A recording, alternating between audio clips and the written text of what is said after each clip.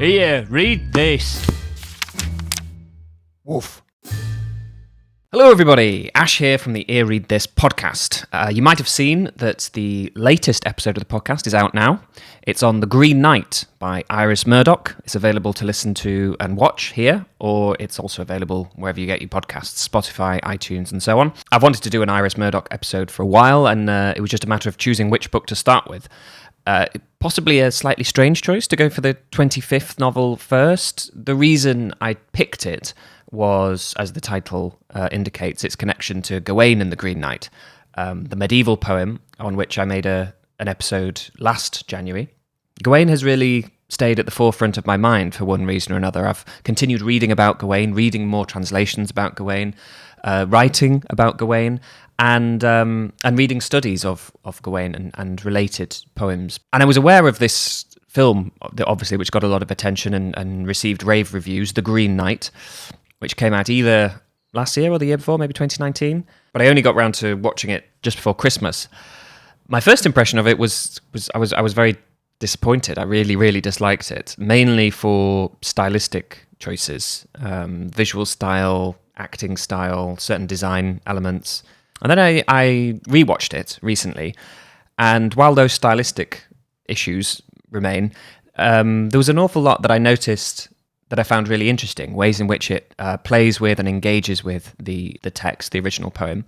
So I thought I'd make a video and just go through it a little bit and talk about it, because there's a lot to scrutinize.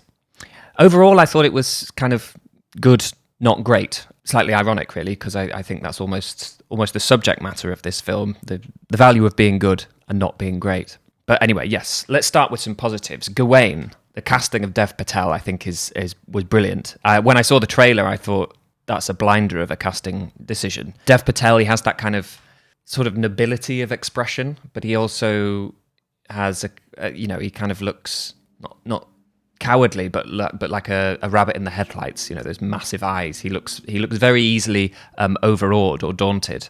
And in his get-up in this, he sort of looks like a young Don Quixote, or kind of a Christ-like look, and there's a loss of Christ metaphor in the film.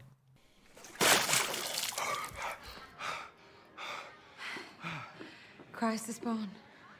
We find him living like a sort of young Hal, young Henry V, boozing and shagging and so forth. And this has a really dramatic impact on the story. It changes completely the trajectory of Gawain, who in the poem is a pure, virtuous upholder of the principles of knightliness and chivalry that he sort of wears emblazoned on his shield, or at least he appears to be.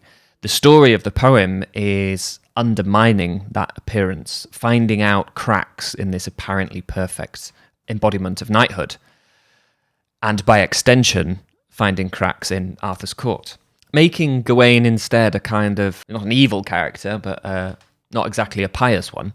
It's not a bad decision in itself from the filmmaking perspective. It's often useful to have your hero sort of start low, but it does have ramifications later on, and it's characteristic of this film that after it makes radical departures from the poem, it then hangs on to certain scenarios or themes of its source material that no longer make any sense. As we go through the poem, we see Gawain being tested and, on occasion, failing the standards he appears to uphold. In the film, we see Gawain being tested on standards that he never remotely upheld. I've got time. I got lots of time. We see some very heavy-handed foreshadowing in the opening scene. Get up. I'm not ready yet. I'm not ready. I remember noting down on the first watch through of it that him saying "I'm not ready" at the start guarantees that at some point he is going to say, No, I'm ready. Yeah, there's a bit too much of this kind of very, very functional dialogue. There is a knack to foreshadowing, If this was about Christ, you wouldn't have him on the Sermon on the Mount saying before he goes on, they're going to crucify me out there. I'm ready now.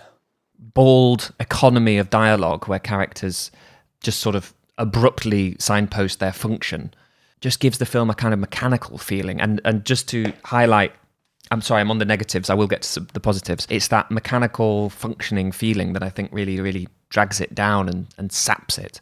There were too many, for my liking, long, lingering, pretty shots. And in fact, they're so kind of numbing that they kind of communicate to the audience to switch off. A24 films are pretty guilty of this all round. And the high priest of the style is Denis Villeneuve, whose films are almost just like screensavers at times, just myopic, long shots, which, again, I've got nothing against long shots, but if you're going to make a film out of long shots, then they have to have some kind of visual language. They have to be in conversation with each other, build on a theme, or subvert what's going on in shots that aren't just basically long establishing shots. It's like the cinematic equivalent of latte art. The Green Knight is nowhere near that bad, I should say. I felt it was leaning a little bit towards that A24 weakness for the long, lingering and aesthetically pleasing Instagram shot. But let's talk about some positives. The opening shot I really, really liked. We see a fire grow out of control on a roof, and a couple sort of running away from it before we meet Gawain. It's never explained, we don't hear anything about it, and only in the end credits would you see that these two characters are credited as Helen and Paris, the couple who brought about the destruction of Troy. Now, if you know the poem, it begins with a reference to the destruction of Troy. This is Brian Stone's version. The siege and assault being ceased at Troy, the citadel smashed and smouldering in its ashes. That's literally the opening salvo of the poem. So I think it's really clever that a similar sense of you get the overture of destruction. It's not explained, and you don't need to know it's Helen and Paris. That's just kind of an Easter egg, I suppose. We don't need to go into the mythological founding of Britain, but we still have the smoke blowing over this past of this memory rather of destruction. I thought that was a really nice touch. It is hyper aware of how many different reinterpretations and adaptations and inconsistencies there are in the Gawain myth. One of the visual elements that I just didn't really like was the text that regularly appears on screen in different fonts, different sort of calligraphy styles, indicating numerous translations over the years of this story. I think that's a really nice idea. I just didn't. The text would kind of took me out of it a little bit. It just looked too sort of modern, even the old-timey fonts. And even before Gawain leaves to go on his quest, his story is being acted out in a puppet show. There are paintings made of Gawain, and people pronounce his name differently. It's almost as if there is a multitude of versions of Gawain in existence even before he sets off, which I thought was a really nice idea. Gawain? You're Gawain, aren't you?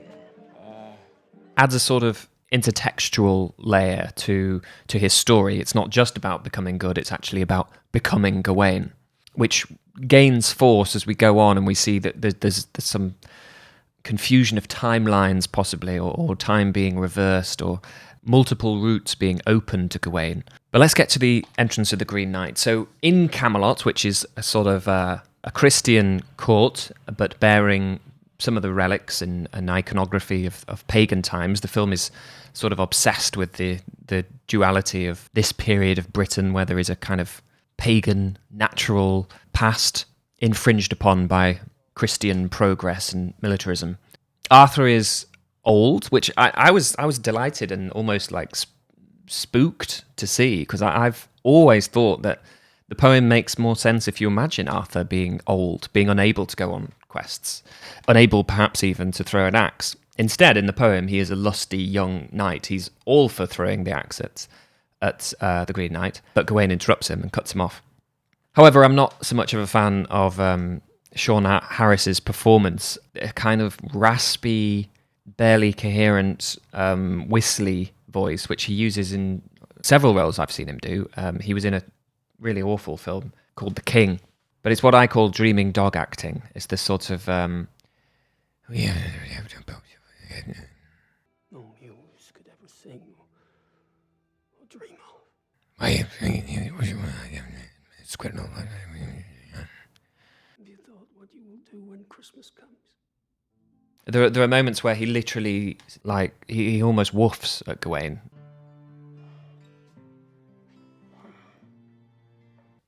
So let's get to the entrance of the Green Knight and the film's next radical departure from the poem. The Green Knight is shown to be summoned by Morgan Le Fay, who is Gawain's mother. Now, those are pretty tectonic shifts for Arthurians. There has been some debate about whether it is Morgause, who is Gawain's mother traditionally, or Morgan Le Fay. She is not given a name, but I've heard the director in an interview explicitly call her Morgan Le Fay, so that's what I'm going to call her. So she casts a spell and summons the Green Knight, who turns up and lays his challenge.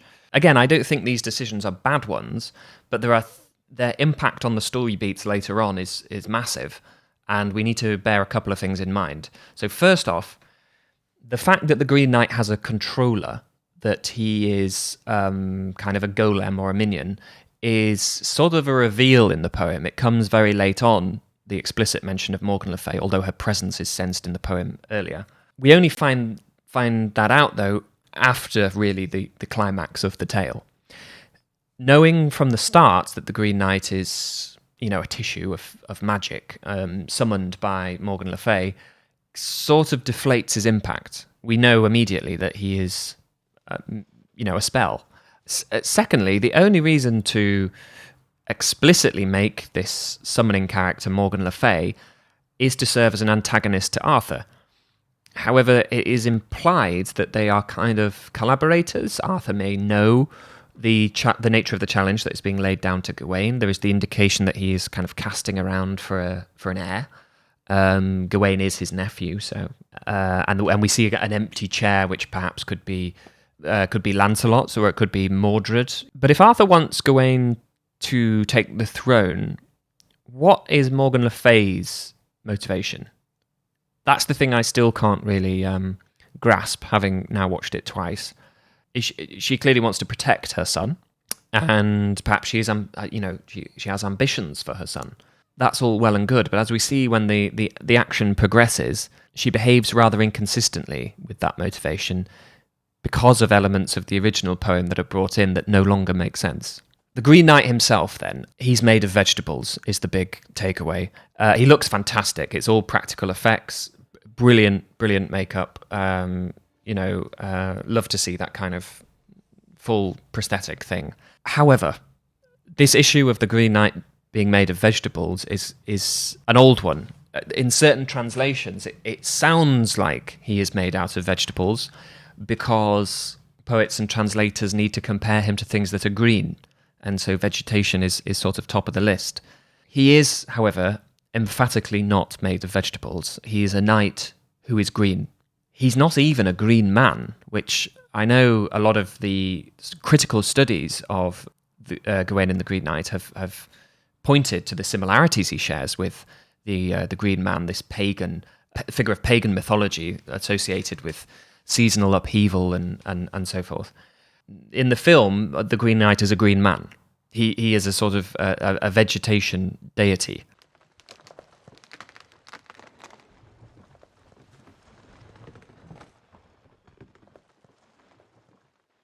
You came. Personally, I think that's a shame, because in the poem, when Gawain throws the axe and beheads the Green Knight, we really have the sense of him, despite how, outlandish and otherworldly the Green Knight appears, we do have the sense of him murdering a person.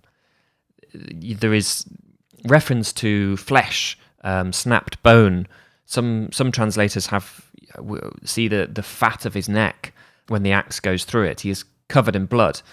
This Green Knight bleeds, but he looks like a sort of fun-size ent. It's not it doesn't have the same impact as murdering a man. He is, I'm tempted to say pruning, but no, he's doing what knights do, isn't he? He's slaying a creature. Surely it deflates the biggest twist that you have in the Green Knight, which is a man's head is chopped off, and then the man picks it up calm as you like and says, "See you next year." When we have a clearly supernatural figure appear, that it's not surprising, is it? he already looks unreal. We have seen him literally be summoned by witches. I would feel the odds were already stacked against me. If I chopped his head off, I would say, well, maybe he'll just grow another one. So I think, again, it deflates some of the power of the Green Knight. Another sort of strangeness is Guinevere being possessed by the Green Knight's letter. I should say they abandon the alliteration of the poem, probably a good decision. I have seen a version of the film where they kind of hang on to it, and it's kind of works. But no, basically Guinevere, he hands Arthur a letter, Guinevere takes it and is kind of possessed and reads his challenge to the court. I don't know if that implies that Guinevere is in cahoots with Morgan Le Fay. There are female characters later on that are shown to be kind of in league with Morgan Le Fay's coven. But anyway, we see Gawain chop the head off, be told, see you in a year, and we see him kind of dining out on his success before Gawain sets off.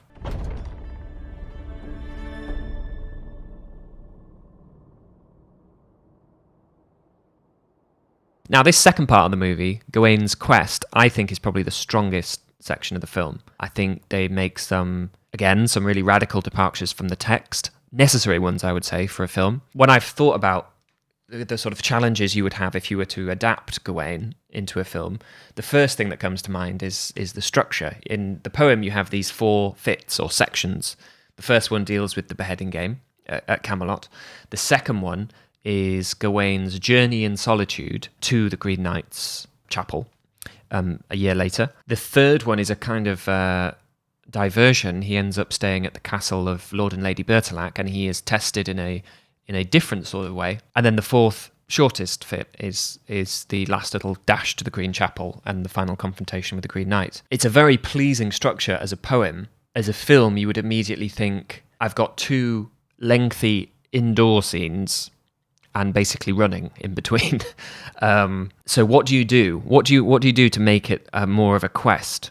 Well, the really kind of interesting solution they come up with is they make a lot of very throwaway references in that second fit. So throwaway references to giants become a kind of meeting with giants where Gawain tries to get them to carry him and then sort of cowers out of it. There are throwaway references to places he passes, like Anglesey, the Wirral, Wales, from which we get the story of Winifred, a story of St. Winifred whose head was chopped off. This is nothing in the poem, but it is interpolated into the film to show Gawain kind of regaining a little bit of his knightliness, which precipitates a kind of rebirth after he has a vision of his death. This is where the film's ambiguity, I think works. And we have this long shot of him tied up, and we pan across the forest that he's tied up in, and he sees a vision of himself dead before the camera pans back, and he is still struggling. As we pan towards the corpse, the forest grows greener and more full of life, and as we pan back, it sort of like deadens again. Whether he sort of actually dies in this sort of strange world he enters after the further away he gets from Camelot, or he sees a alternate version of himself where he dies here before he chooses to act, or whether or not this is simply commenting on Gawain, who's had this ticking clock hanging over him all year, is simply put into a state of living death by the ever-present spectacle of it. In other words, that he is so obsessed and terrified and petrified by the prospect of his impending death that he isn't really alive anyway. I thought it was a really lovely moment, and the film in expanding these little throwaway references in that second fit, the film feels freer to experiment with this stuff and invent, which is what you want in an adaptation, isn't it? You don't want slavish faithfulness. You want someone to pick up on little themes, expand them, and create new ideas. So I really enjoyed this section. Underpinning this second section is the spectacle of Gawain failing on all 5 virtues that he is supposed to uphold. So each encounter, each little episodic quest shows him failing, his unsuitability for his mission, before he picks himself up and does the right thing. In each one, we see him sort of fail and then correct himself. It's almost as if he has to fail forward. on his road to the confrontation with the Green Knight. One bit that I didn't really, that got a lot of attention that I didn't really see the purpose of was him taking mushrooms and having a kind of hallucinatory vision of the Green Knight waiting for him. I felt like we felt that strongly enough anyway, and having him take mushrooms and hallucinate in a already hallucinatory sort of other world. It's not. I'm not saying it's explicitly another world, but once he gets further away from Camelot, he enters a world of supernatural possibilities. So it's like sort of taking LSD in a haunted house in order to see the dead. It's overkill, in my opinion. But anyway, I really enjoyed that section, and it's enjoyable to see Gawain on his own. The third section is the castle, the Bertilac's castle. This is the kind of heart of the poem, really, even though it's the third of 4 sections. It is the longest fit. It features a welcoming host of a castle who leaves the recuperating Gawain in the care of his wife as he goes out and hunts. This is in the poem. And what we see is Gawain's chastity and knightliness being tested day in, day out when the lady of the castle comes and basically propositions him and asks him for a kiss. The Lord has entrapped him in a game where he has said, I will bring you whatever I hunt in the day, and you will give me whatever my house offers up to you. Meaning that at the end of each day, Gawain gives the Lord a kiss that he has received from the lady. Bertilac in due course is revealed to be a kind of version of the Green Knight, and the whole episode is effectively a test within a test. It is also, importantly, where Gawain is given the green girdle, which will supposedly offer him protection by the lady. All that in mind, this is what happens in the film. He arrives at the castle, he is greeted by the host. However, the host and his lady, Lady Bertilac, are alone. There is an old lady who apparently is the sort of representative of Morgan Le Fay's power in Bertilac's castle, but it's just the 3 of them in this big castle. And while I understand perhaps there were budgetary reasons to not have a full castle, as it were, of men and servants and feasters and so forth, I think that's a real shame. For me, the poem works really well because you see how Gawain behaves in front of other people in Camelot and in Bertilac's castle, and then you see him on his own. In front of other people, he has to uphold publicly the virtues of knighthood. On his own, he worries about death.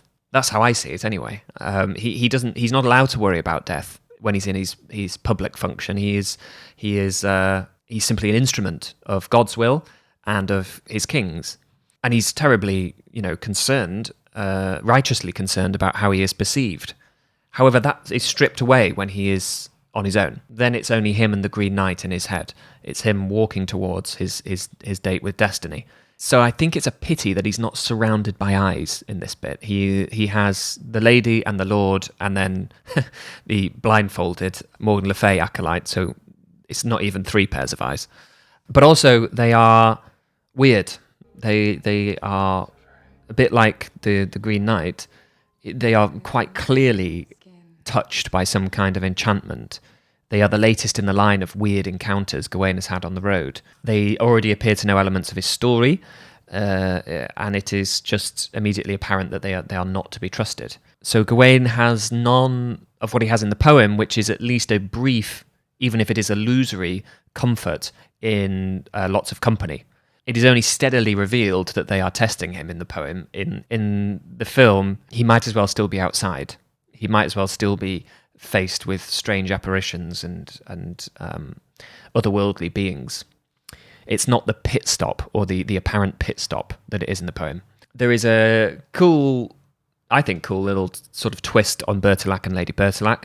Bertilac in the poem is a double of the Green Knight, and is traditionally presented that way. He might be here. There is an indication that he is, but the more important doubling and the more immediate doubling is that of the Lady Bertilac with Gawain's love interest back from Camelot, Essel.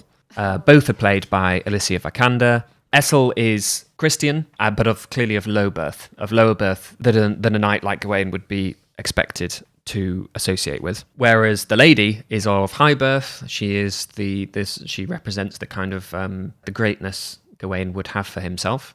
We see Gawain and the lady grow closer. She makes a painting of him, which contradicts the painting he had of himself commissioned earlier in the film. It is a grimmer, stranger painting, but also more realistic. It does actually capture his likeness, unlike the original one.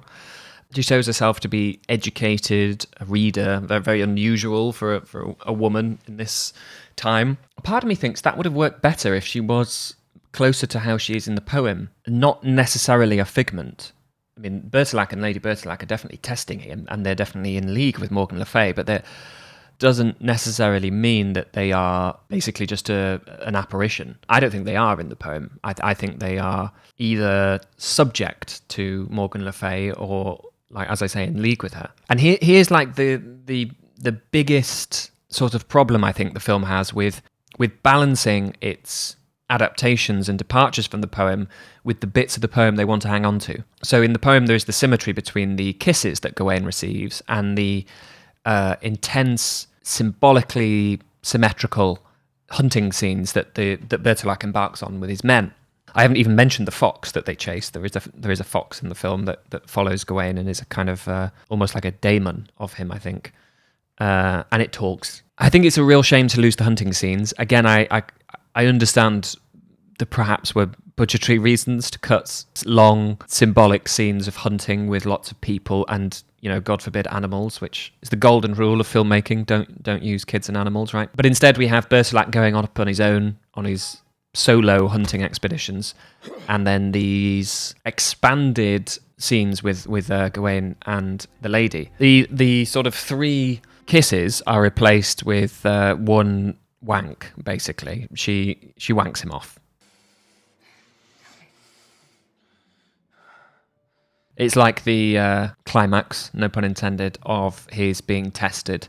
His knightly reputation is in ruins, and he ejaculates on his protection, his girdle, in imagery that suggests that he has chosen squalid old life over something more refined, something more soul-preserving. It feels like the film probably had to do something like that. We've seen some pretty sort of outlandish things. If we were suddenly back into a sort of a world of courtly manners, it wouldn't suit the film.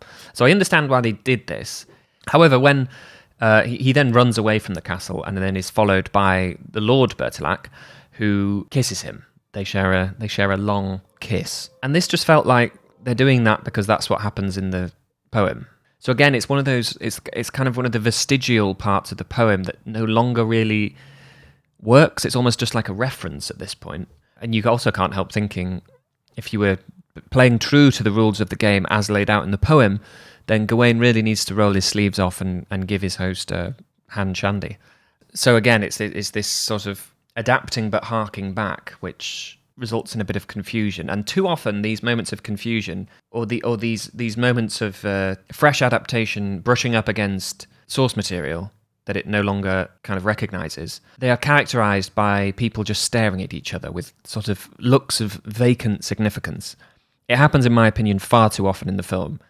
To come back to the ambiguity point, you need to know what you're being ambiguous about. When Dev Patel, who I think is brilliant, but just this happens too much in his performance, and I don't think it's him. I think it's either a directorial, or I don't know if it's some kind of imposition of the script, but I don't think it's like Dev Patel's decision here. I think it's imposed upon him because all of the actors do it. So that makes me think it can't be a single actor's decision. There are too many of these long, significant stares where it's not even clear what they're trying to be ambiguous about. It just feels like they're at a dead end. And so a vacant expression will just smooth over what kind of convolutions or contradictions that we've just met. So for example, when Gawain stares at his lord after they kiss, is he staring because he knows that his host knows that what's just happened between Gawain and his wife? Is he staring because he knows he's about to meet the Green Knight and die? Is he staring because he's just kissed a guy? and he liked it? Is he staring because he's afraid of the Lord? Is he staring because he has realised, as a character told him earlier, the Green Knight is someone you know, that he has realised that he is in a kind of conspiracy where all kinds of different people are arranged against him?